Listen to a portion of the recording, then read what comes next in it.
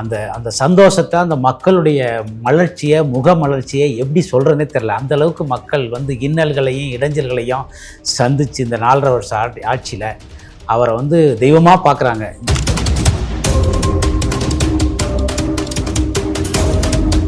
சரி, என்னதான் உங்களுக்கு கோரிக்கை, என்ன பிரச்சனை? ஆமாம், எங்களுக்கு நிறைய பிரச்சனை இருக்குது. திராவிட முன்னேற்ற கழகத்தினோட ஆட்சியில் 520 வாக்குறுதியை நம்பி நாங்கள் ஓட்டு போட்டோம். 1000 தடுப்பணை கட்டுறோம்னு சொன்னாங்க, கட்டலை. 2021 இன்னைக்கு 2025 தான் ஆகுது. இந்த 4 வருஷத்துல 4 லட்சம் கோடி. இன்னைக்கு தமிழ்நாட்டினுடைய கடன் 9 லட்சம் கோடி. ஒவ்வொரு குடிமகன் மேலையும் 3 லட்சம் ரூபா தலையில கடன் இருக்கு. இவங்க வந்து ஒரு மிகப்பெரிய போர்ஜரியான மோசடியான ஆட்சியை நடத்தி கொண்டிருக்கிறார்கள். அந்த வருமானம் எங்கே போகுது? அந்த இல்லீகல் வருமானம் இது கொஸ்டின் ஆகுதுல. அதனால இந்த அரசு எந்த காலத்திலையும் மதுவை வச்சுதான் கவர்மெண்டே ஓடுது. அதாவது சாராய வச்சுதான் ஆட்சியவே நடத்துறாங்க. கல் ஒரு தடை செய்யப்பட்ட பானம்னா சீமான அரசு பண்ணி உள்ள பண்ணும்ல. இவங்க எதுக்குமே லாய்க்கல ஒரு கவர்மெண்ட்.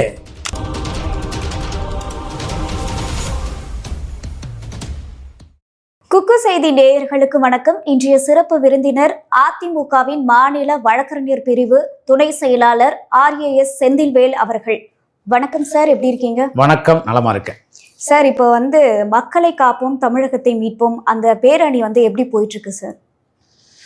இன்றைக்கு தமிழகம் முழுவதும், குறிப்பாக முதலாக கோவை மேட்டுப்பாளையத்தில் தொடங்கிய பயணம் தமிழகம் முழுவதும் இன்றைக்கு எங்களுடைய இயக்கத்தினுடைய பொதுச் செயலாளர், மரியாதைக்குரிய முன்னாள் முதலமைச்சர், தமிழ்நாட்டினுடைய சட்டமன்ற எதிர்க்கட்சியில் எடப்பாடியார் அவர்கள் மேட்டுப்பாளையத்தில் மக்கள் கடலில் நீந்தினார். அங்கே மக்கள் தங்கள் இன்னல்களை, குறைகளை, கஷ்டங்களை அவர்கிட்ட ஏதோ ஒரு சொந்த வீட்டு அப்பாட்ட அண்ணன்ட்ட சொல்கிற மாதிரி மக்கள் அவர்கிட்ட வந்து சொல்கிறாரு. அதையெல்லாம் கேட்டுக்கிறாரு. Road show நடத்துகிறாரு. மக்கள் தானாக வந்து என்னை ஃபோட்டோ எடுக்கிறதுக்காக முண்டி அடிக்கிறாங்க. அந்த சந்தோஷத்தை, அந்த மக்களுடைய மலர்ச்சியை, முக மலர்ச்சியை எப்படி சொல்கிறதுனே தெரில. அந்தளவுக்கு மக்கள் வந்து இன்னல்களையும் இடைஞ்சல்களையும் சந்தித்து இந்த 4.5 வருஷ ஆட்சியில் அவரை வந்து தெய்வமாக பார்க்குறாங்க. இந்த மனுஷன்தான் மீண்டும் தமிழ்நாட்டு முதலமைச்சராக வரணும். இவர் வந்தால் தான் நம்மளுக்கு நன்மைகள் கிடைக்கும். நம்ம எல்லா சலுகைகளையும் அனுபவிக்கலாம். நிறுத்தப்பட்ட தாலிக்கு தங்கம் நம்மளுக்கு கிடைக்கும். மூடப்பட்ட அம்மா உணவு மீன் நம்மளுக்கு வரும். நிறுத்தப்பட்ட விவசாய பயிர் இன்சூரன்ஸு, விவசாய கடன்கள் நம்மளுக்கு திருப்பி கிடைக்கும். வேலை வாய்ப்புகள் நம்மளுக்கு கிடைக்கும். விவசாயிகள், தொழிலாளர்கள், பாட்டாளிகள், உழைக்கும் வர்க்கம், இப்படி அனைத்து தரப்பு மக்களும், சிறுபான்மை மக்கள் குறிப்பாக அங்கே வந்து சிறுபான்மை பொம்பளைங்க ஃபர்தாவை போட்டுக்கிட்டு அவ்வளவு ஆர்வமாக வந்து எடப்பாடியாரை பார்க்குறாங்க. இப்படி தமிழ்நாட்டிலே ஒரு ஆட்சி மாற்றத்திற்கான அறிகுறியாக ஒரு மிகப்பெரிய மக்கள் அலை, மக்கள் பேரலை, மக்கள் எழுச்சி ஏற்பட்டிருக்கிறது. இந்த எழுச்சி வந்து மேட்டுப்பாளையத்தில் மட்டும் இல்லை, அடுத்து வந்து கோயம்புத்தூர் மாநகரத்துலையும், இது கிராமப்புற மக்கள் தான். அப்படி இருக்குன்னா கோயம்புத்தூர் மாநகரத்துலையும் மிகப்பெரிய எழுச்சியாக இருக்குது. அதனுடைய தொடர்ச்சியாக பார்த்தீங்கன்னா இன்றைக்கி வந்து விழுப்புரத்தில், செஞ்சியில், மயிலத்தில், விக்கிரவாண்டியில், திண்டிவனத்தில், இப்படி வந்து மத்திய மாவட்டங்களையும் வந்து இந்த மாதிரி ஒரு சூழல் இருக்குது. மக்கள் வந்து ஒரு மிகப்பெரிய எழுச்சியாக, பேரெழுச்சியாக, தன்னெழுச்சியாக திரண்டு எடப்பாடியாருக்கு வரவேற்பு கொடுக்குறாங்க. சரி, என்னதான் உங்களுக்கு கோரிக்கை, என்ன பிரச்சனை? ஆமாம், எங்களுக்கு நிறைய பிரச்சனை இருக்குது. திராவிட முன்னேற்ற கழகத்தினோட ஆட்சியில் 520 வாக்குறுதியை நம்பி நாங்கள் ஓட்டு போட்டோம். 1000 தடுப்பணை கட்டுறோம்னு சொன்னாங்க, கட்டலை. 1000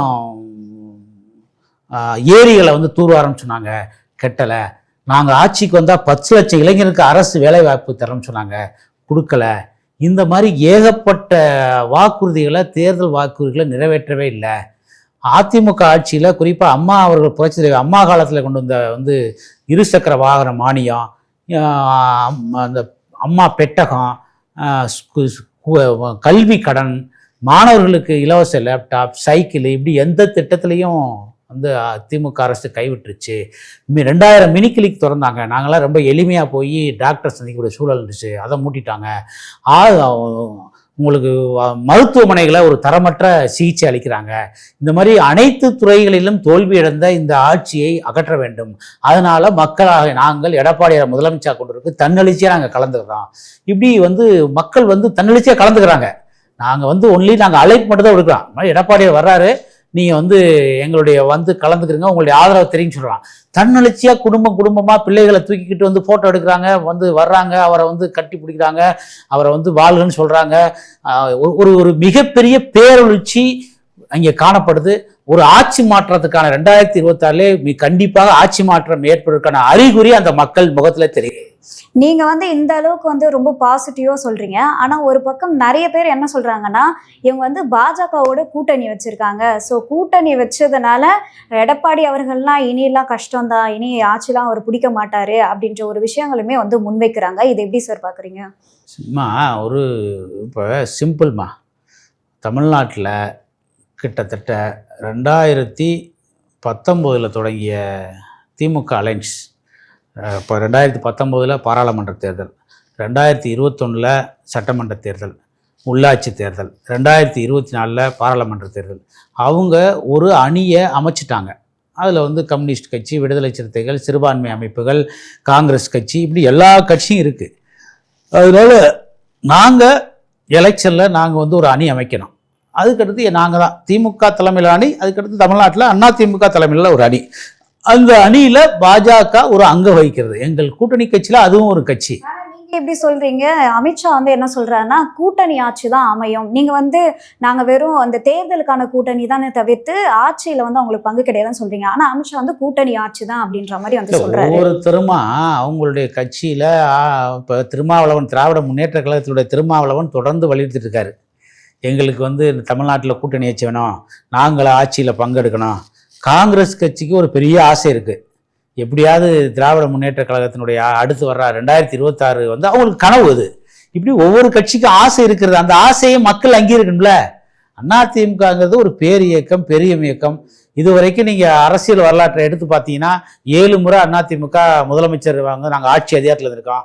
எங்களுக்கு மக்கள் தனிப்பெரும்பாலான ஆட்சியை தான் வழங்கியிருக்காங்க. அதனால 2026 எங்களுக்கு தனி மெஜாரிட்டியோட தான் ஆட்சி வழங்குவாங்க. அதிமுக மட்டும்தான் கவர்மெண்ட் அமைக்கும். ஒவ்வொருத்தருக்கும் ஆசை இருக்கிறது வந்து ஜகஜ் தானே, அதுக்காக நம்ம அதை கணக்கில் எடுத்துக்க முடியாதுல்ல. அது அவருடைய ஆசை. அவருடைய ஆசை வந்து பேராசை ஆகிறதும் நிராசை ஆகிறதும் மக்கள் தீர்மானிக்கலாம். மக்கள் தெளிவாக இருக்காங்க. தமிழ்நாட்டில் ஒரு ஆட்சி மாற்றம் வேணும். இந்த 4.5 வருஷத்துல ஒரு மிகப்பெரிய நிர்வாக தோல்வியால மக்கள் மிகப்பெரிய அளவுல வந்து இது பண்றாங்க. குறிப்பா பாத்தீங்கன்னா 2021 தேர்தல் வாக்குறுதியில திமுகவுக்கு வந்து வாக்கு வங்கி எப்படி வந்துச்சுன்னா 10 லட்சம் இளைஞர்களுக்கு அரசு வேலை வாய்ப்பு தரணும்னு சொன்னாங்க. இன்னைக்கு வரைக்கும் அவங்களால அது கொடுக்க முடியல. ஒரு 2% கொடுக்க முடியல.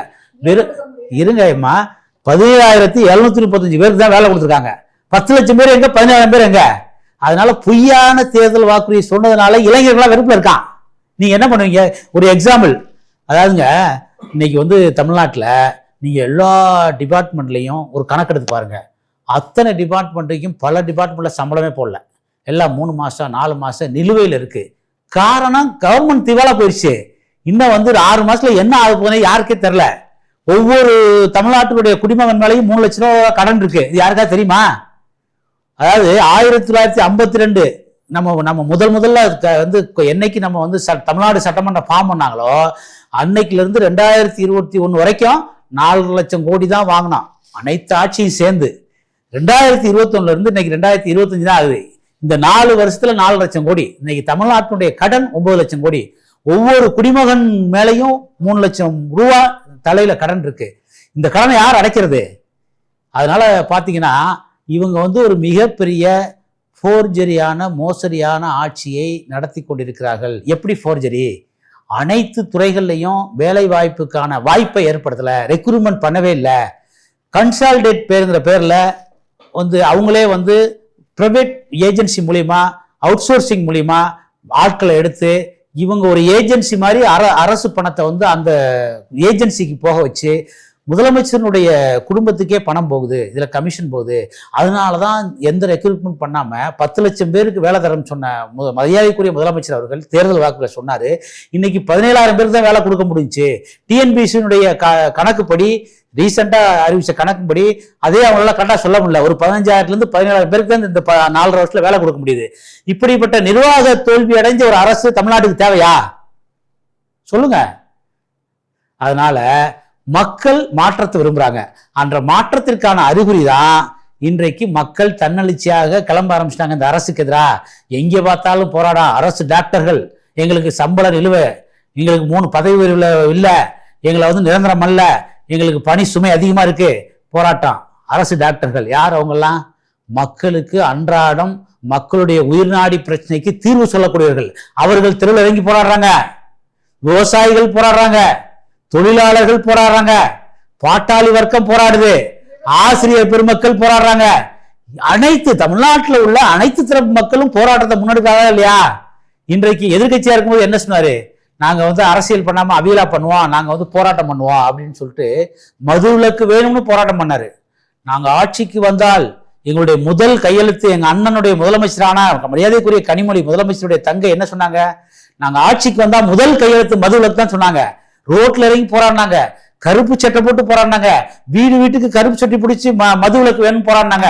500 மதுக்கடைகள் வந்து மூடி இருக்காங்க இல்லையா? ஒரே ஒரு முறை மூடினாங்க. ஆனா 2500 இல்லீகல் பார் ஓடிக்கிட்டு இருக்க. 2500 இல்லீகல் பார்னுடைய வருமானம் எங்க? அந்த வருமானம் எங்க போகுது? அந்த இல்லீகல் வருமானம் இது கொஸ்டின் ஆகுல. அதனால இந்த அரசு எந்த காலத்திலையும் மதுவை வச்சுதான் கவர்மெண்டே ஓடுது, அதாவது சாராய வச்சுதான் ஆட்சியவே நடத்துறாங்க. அதனாலதான் மக்களுடைய இயற்கை பணமான கல்லை வந்து தடை பண்றாங்க. நீங்க புரிஞ்சுக்கணும் ஒரு விஷயத்த.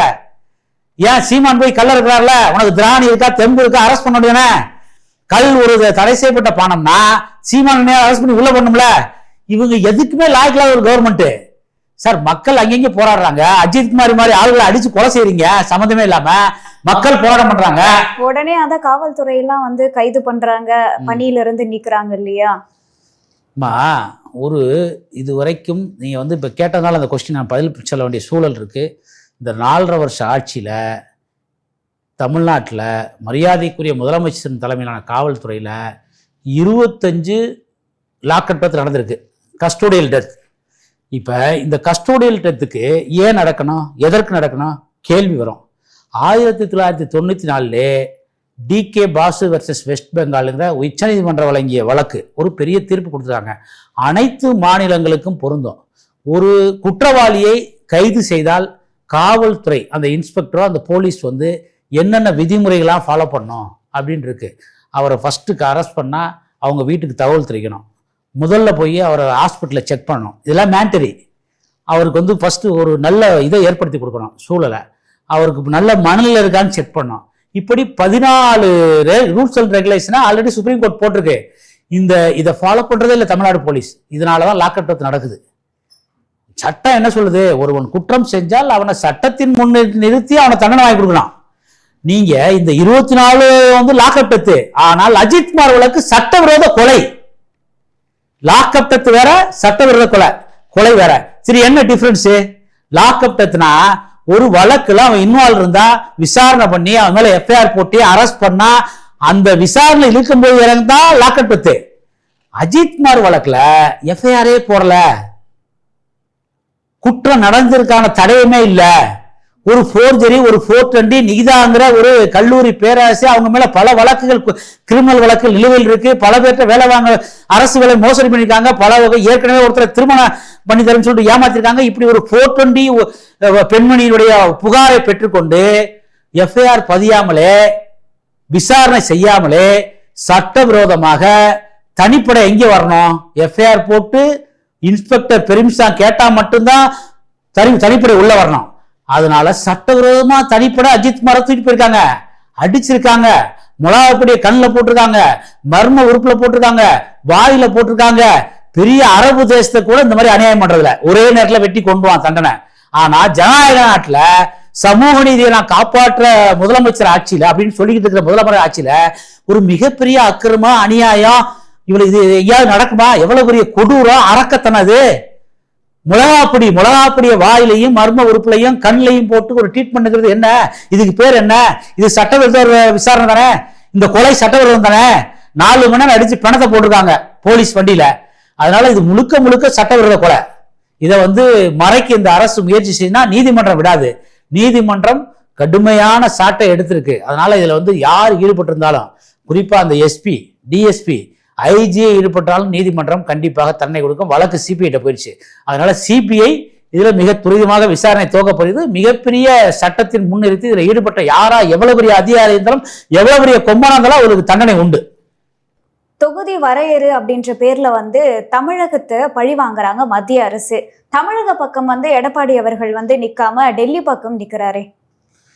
அதாவதுங்க 4 வருஷமா ஆட்சி நடத்த சொன்னா இவங்க வந்து தூங்கிட்டு கொள்ளையடிக்கிறதே குறிக்கோளாக இருந்துட்டு கனிம வள கொள்ளை, இயற்கை விலை கொள்ளை, டாஸ்மார்க்கில் கொள்ளை, அலுவலகங்களில் கொள்ளை, எங்கே பார்த்தாலும் லஞ்சம் லாவணியா, இதையெல்லாம் மறைக்கிறதுக்காக பிறக்காத பிள்ளைக்கு பேர் வைக்க முடியுமா? வைக்க முடியுமா? முடியாது. அந்த மாதிரி தான் அந்த தொகுதி மறுவரையும் 2031 வரப்போகிறது தொகுதி மறுவரை. இன்னைக்கு என்ன 2025, 6 வருஷம் கழித்து வரப்போகிற பிரச்சனைக்கு இப்போவே வந்து தொகுதி மறுவரை என்ற பெயரில் மிகப்பெரிய அரசியலை தமிழ்நாட்டில் ஆளும் திராவிட முன்னேற்ற கழகம் செய்து கொண்டிருக்கிறது. அவங்களுக்கு என்ன வேலை? அதிமுக இன்றைக்கு பிஜேபியோட சேர்ந்துருச்சு. பிஜேபி அதிமுக கூட்டினா இணைஞ்சிட்டாங்க. அப்போ அவங்க வந்து 2 பேரும் இணையும் போது என்ன நடக்குது தமிழ்நாட்டில்? 2024 தேர்தல் ரிசல்ட்டை பார்க்குறாங்க. அது ஒவ்வொரு பாராளுமன்ற தொகுதிக்கும் அதிமுக வாங்கிய வாக்கு எவ்வளவு, பிஜேபி கூட்டணி வாங்கிய வாக்கு எவ்வளவு, இந்த 2 வாக்குகளையும் கூட்டணும் போது கிட்டத்தட்ட 27 பாராளுமன்ற தொகுதியிலே முன்னணி வருகிறது இந்த கூட்டணி. அதனால அவங்களுக்கு உதறல் எடுத்துருச்சு, பயம் வந்துருச்சு.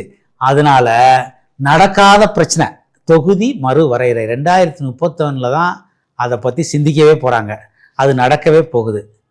அதை வந்து இப்போவே தமிழ்நாட்டு மக்கத்தில் மத்திய அரசுக்கு ஒரு நெருக்கடியை ஏற்படுத்தும் சூழலில் மத்திய அரசோடு ஒரு இணக்கமாக சென்று தமிழ்நாட்டுக்கு தேவையான திட்டங்களை பெறாமல் இந்த மாதிரி வந்து இந்த கொங்கரத்தனமாக ஊரில் சொல்லுவாங்க பழமொழியா, கோக்கு மாக்கா மீண்டும் மக்களை ஏமாற்றி வாக்குகளை பெறுவதற்காக, குறிப்பாக இஸ்லாமிய மக்களுடைய வாக்குகளை பெறுவதற்காக, அவர்களை ஏமாற்றுவதற்காக நாங்கள் வந்து பிஜேபி எதிர்க்கிறோம், மத்திய அரசை எதிர்க்கிறோம், தங்களுடைய இருப்பை காட்டிக்கிறோம். ஆனால் இவர்கள் அடித்த கொள்ளையே வந்து அமலாக்கத்துறையில் வந்து இவங்க வந்து விசாரணையில் இருக்குது. இவங்க மக மேலே வழக்கு இருக்குது, முதலமைச்சர் மேலே இருக்குது, செந்தில் பாலாஜி மேலே இருக்குது, இதெல்லாம் விசாரணை வளையத்தில் இருக்குது.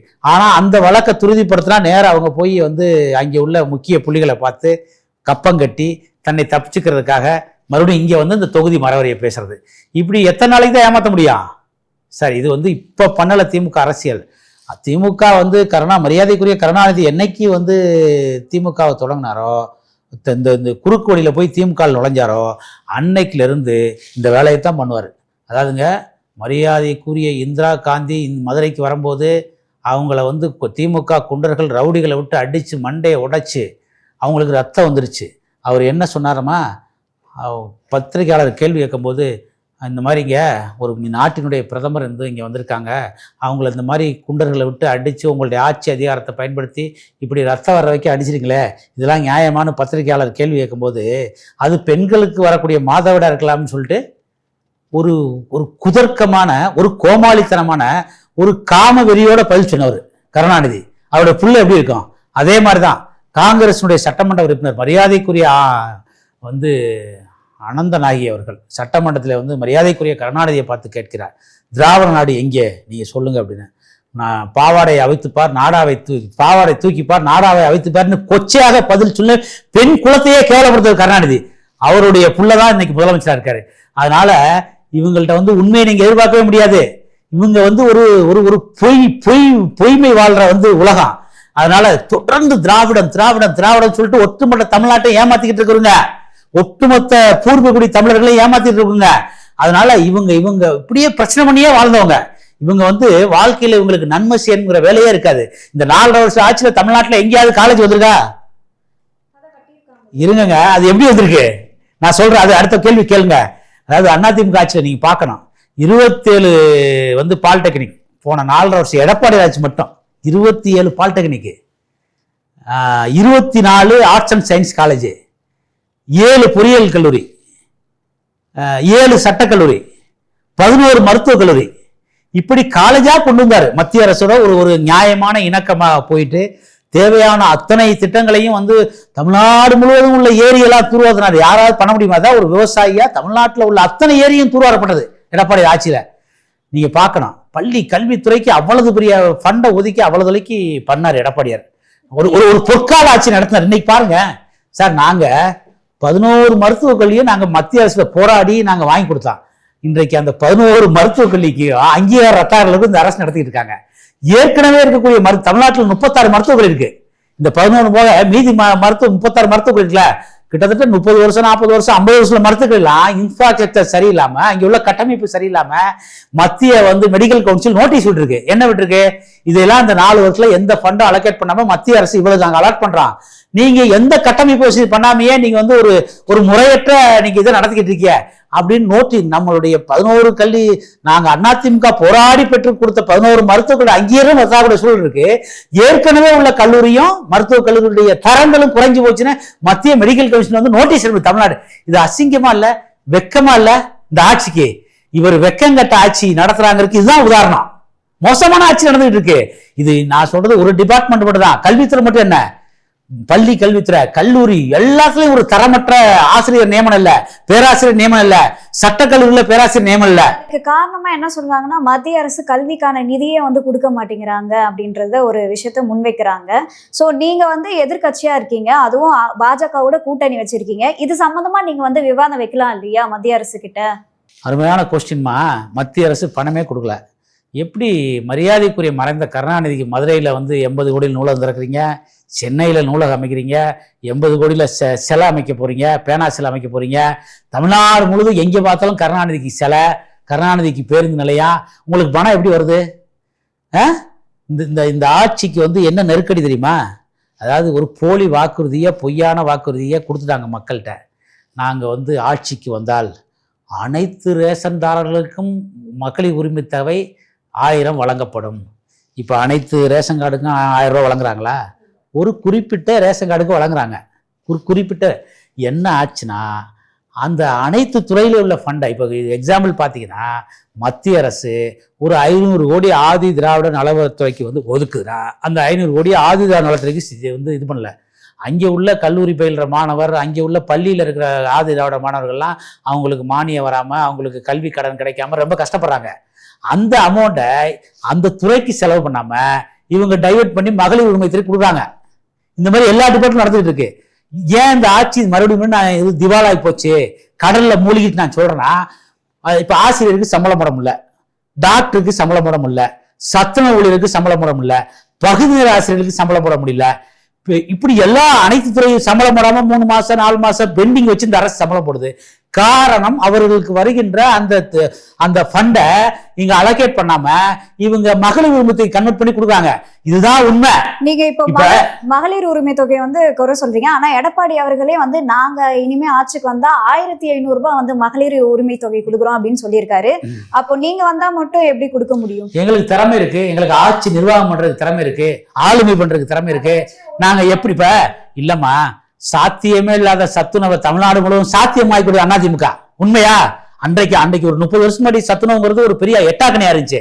அதை எம்ஜிஆர் திட்டம் போட்டு டிஸ்கஸ் பண்ணி சாத்தியமாக்கி இன்னைக்கு வரைக்கும் போயிட்டு இருக்கா. அம்மா உனக்கு சாத்தியமே இல்லாது சாத்தியமாக்கி இன்னைக்கு வரைக்கும் போயிட்டு இருக்கா. அதை அந்த அரசு முயற்சி பண்ணுதா? விவசாயிகளுக்கு பயிர் இன்சூரன்ஸ் சாத்தியமே இல்லாது நாங்க மத்திய அரசு போராடி வாதாடி இன்னைக்கு வரைக்கும் அது போயிட்டு இருக்கா. இந்த அரசு கட் பண்ணிச்சா? அதிமுக முடியுங்க, சாத்தியம்ங்க. உலகத்துக்கே எடுத்துக்காட்டா இருந்தது தமிழ்நாடு அரசு. உலகத்திலே தமிழ்நாட்டுல மகளிருக்கு போலீஸ் கிடையாது, மகளிர் காவல் நிலையம் கிடையாது. இந்த உலகத்துக்கே முதல்ல தமிழ்நாட்டில் ஓபன் பண்ண தெரியுமா? இந்த மாதிரி எல்லாமே திட்டங்கள் செயல்படுத்தல முன்னோடியா இருக்கிற அதிமுக ஒரு சாத்தியமான கட்சி. நீ அனைத்து ரேஷன் 2.5 கோடி ரேஷன் கார்டுக்கு 1000 ரூபாய் கொடுக்குன்னு சொல்லிட்டு இப்ப வெறும் 50 லட்சம் பேர் கொடுத்தா என்ன அர்த்தம்? மீதி எங்க போறது? ஏன் போய் சொல்றீங்க? அந்த 50 லட்சம் ரேஷன் கார்டு கொடுக்குறீங்களா, அதுவாக ஒழுங்கா கொடுக்குறீங்களா? வேற டிபார்ட்மெண்ட்ல ஆசிரியர்களை, போலீஸ்காரங்களை, வேற அத்தனை டிபார்ட்மெண்ட்டும் எல்லா டிபார்ட்மெண்ட்லயும் ஃபண்ட் ஒழுங்கா போறல, சம்பளம் கொடுக்கல, ஓய்வூதியம் ஒழுங்கா போறல, அவங்களுக்கு செட்டில்மெண்ட் ஃபைனல் செட்டில்மெண்ட் ஒழுங்கா போறல. இப்போ ஒருத்தர் ரிட்டையர்ட் ஆறான், அவனுக்கு முறையா ரிட்டையர்ட் ஆகி அடுத்த நிமிஷம் 10 நாள்ல பணம் கொடுக்கணும்ல, கொடுக்கறல. அவனை அலைய ஒரு வருஷம் 2 வருஷம் அந்த ஃபண்டை எடுத்து மகளிர் உரிமை கொடுக்கறது. இப்படி ஒரு திவாலான கவர்மெண்ட் போயிட்டு இருக்கு. என்ன பண்ணுவீங்க நீங்க? அதனாலதான் நாங்க சொல்றோம் இந்த ஆட்சியை மாத்தணும்னு சொல்றோம்.